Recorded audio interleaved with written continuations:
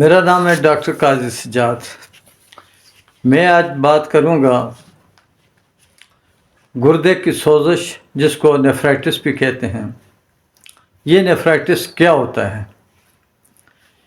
یہ نیفرانس کی انفلیمیشن یا اس کی سوزش کو نیفرائٹس کہتے ہیں۔ اس کی دو اقسام ہوتی ہیں، ایک ایکیوٹ نیفرائٹس اور ایک کرونک نیفرائٹس ہوتی ہے۔ اب میں بات کروں گا کہ یہ اس کی وجوہات کیا ہوتی ہیں۔ بچوں میں جو گردے کی سوزش ہو جاتی ہے وہ اسٹریپٹوکوکس بیکٹیریا کی وجہ سے ہوتی ہے، اور جو جوان لوگ ہوتے ہیں یا اس سے بڑی عمر کے کسی بھی ایج کے لوگ ہوں، ان میں ویسکولائٹس، نمونیا اور ہیپاٹائٹس کی وجہ سے نیفرائٹس کی علامات پیدا ہوتی ہیں، گردے میں سوزش ہو جاتی ہے۔ گردے میں پتھری اگر ہو، اس کی وجہ سے بھی سوزش ہو جاتی ہے۔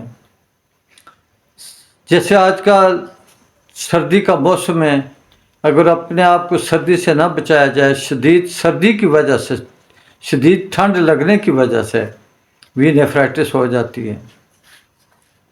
اس کے علاوہ مختلف ادویات کا استعمال کرنا، اور جب وہ ایک لمٹ ہوتی ہے، اس کے اوپر انڈیکیشنز بھی ہوتی ہیں کہ 3 ماہ، 4 ماہ، 6 ماہ تک استعمال کریں، وہ غیر ضروری طور پر ادویات استعمال کی جائیں تو اس سے بھی گردے کی سوزش ہو جاتی ہے۔ اس کے علاوہ ملیریا بخار، ٹائیفائڈ کی وجہ سے بھی ہو جاتی ہے۔ پھر جو لوگ شراب نوشی کرتے ہیں، اس وجہ سے بھی گردے کی سوزش ہو جاتی ہے۔ بلڈ پریشر اور گردے کا آپس میں چولی دامن کا ساتھ ہے۔ جب گردے کام نہیں کرتے تو بلڈ پریشر بڑھ جاتا ہے، اور جب بلڈ پریشر زیادہ بڑھ جاتا ہے تو وہ گردوں کو ڈیمیج کرتا ہے۔ اس کے علاوہ نشہ آور ادویات جیسے ویاگرا ہے، ہیروئن ہے، ان سے بھی یہ نیفرائٹس ہو جاتی ہے۔ بہت زیادہ موٹاپا بھی اس کی ایک وجہ ہے۔ اچھا، کیا اس کے کوئی پریونٹیو میجرز بھی ہو سکتے ہیں کہ انسان اگر احتیاط کرے اور اس کو گردے کی کوئی تکلیف نہ ہو، گردے کی سوزش نہ ہو؟ جی ہاں، یہ بالکل ہو سکتی ہے۔ اس کے لیے کوئی اسپیسیفک کوئی طریقہ یا کلیہ نہیں ہے کہ صرف آپ یہ کام کریں تو آپ کو نیفرائٹس نہیں ہوگا یا گردے کی سوزش نہیں ہوگی۔ ایک تو آپ جس کو بی پی زیادہ ہے، ہائی بلڈ پریشر کی شکایت ہے، وہ اپنے بلڈ پریشر کو کنٹرول میں رکھے۔ جسے ڈائبٹیز ہے، شوگر ہے، وہ اپنی شوگر کو کنٹرول میں رکھے۔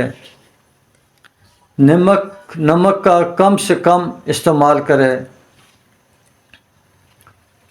پھر بلڈ پریشر کے ساتھ ساتھ جو دوسری ادویات ہوتی ہیں ان کا بھی استعمال جو ہے، خاص کر کے پین کلر جو ہے، اس کی وجہ سے یہ اس کو استعمال کم کیا جائے تو آپ کے گردے محفوظ رہ سکتے ہیں۔ ریگولر ایکسرسائز کرنی چاہیے۔ پانی کا استعمال زیادہ سے زیادہ کرنا ضروری ہوتا ہے۔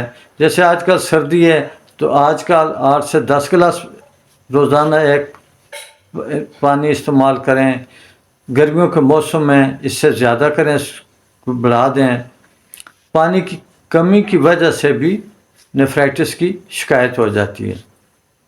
اب میں بات کروں گا کہ جب یہ نیفرائٹس ہو جائے تو کسی کو کیسے معلوم ہو، اس کی کیا علامات ہیں کہ وہ ڈاکٹر کے پاس جائے اور خود بھی کچھ احتیاطی تدابیر اختیار کرے۔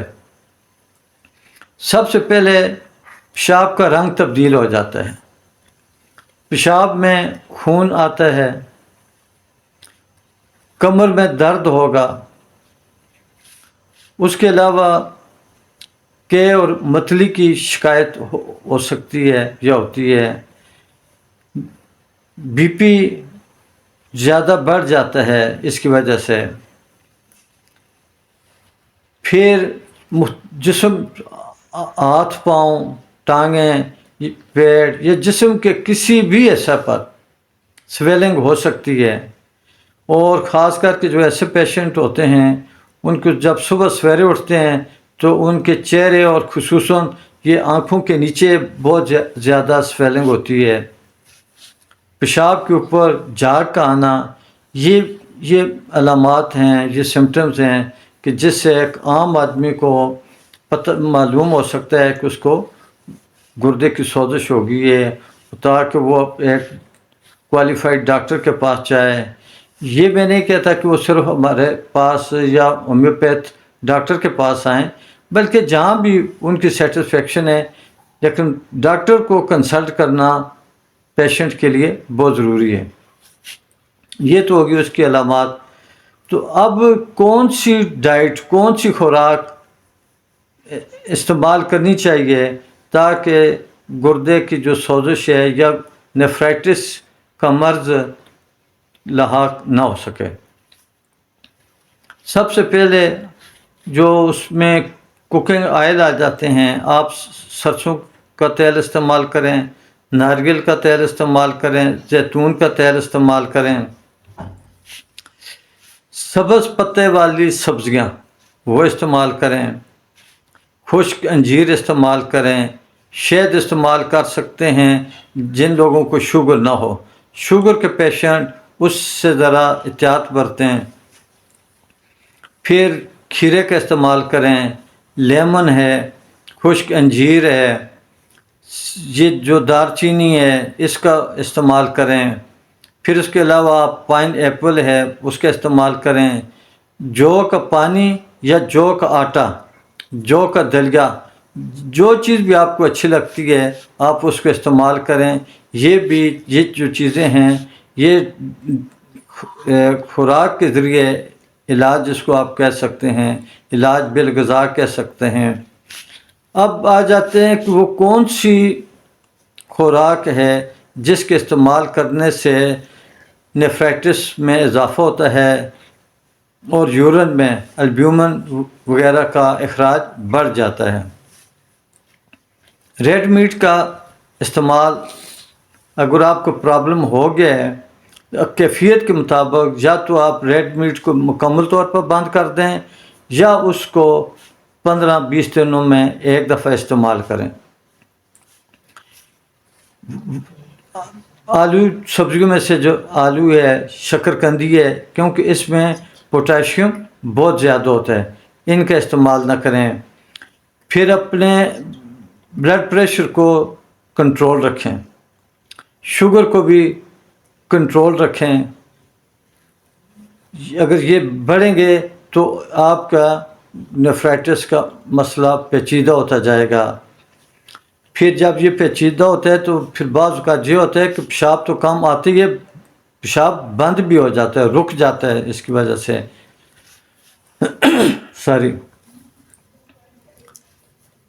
تو یہ چیزیں آپ اس سے پانی جو ہے زیادہ سے زیادہ استعمال کریں.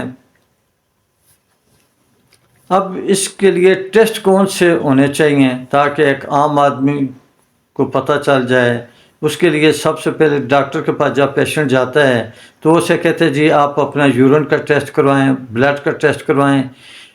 اس سے ہی ڈاکٹر کو اندازہ ہو جاتا ہے کہ اس کو نیفرائٹس ہو چکا ہے یا نہیں ہوا یا ہونے والا ہے، کیا کنڈیشن ہے. اس کے علاوہ پھر وہ الٹرا ساؤنڈ کرواتے ہیں، ایکس ریز ہوتے ہیں، سی ٹی اسکین وغیرہ کرتے ہیں. تو ان چیزوں سے اس کو ڈائگنوز کیا جاتا ہے، اس کی تشخیص کی جاتی ہے. یہ ایک ایسا مرض ہے کہ پوری دنیا میں تقریباً ہر سال 850 ملین کے قریب اس کے پیشنٹ یا مریض سامنے آتے ہیں. پاکستان میں اس وقت 2022 کے جو نیشنل سروے آف ہیلتھ سے اس کے مطابق 37 ملین لوگ پاکستان میں گردے کے مریض ہیں, کوئی اس میں مختلف سٹیجز پر ہیں, لیکن اس کی فگر بتا رہا ہوں کہ 37 ملین کے قریب ہیں.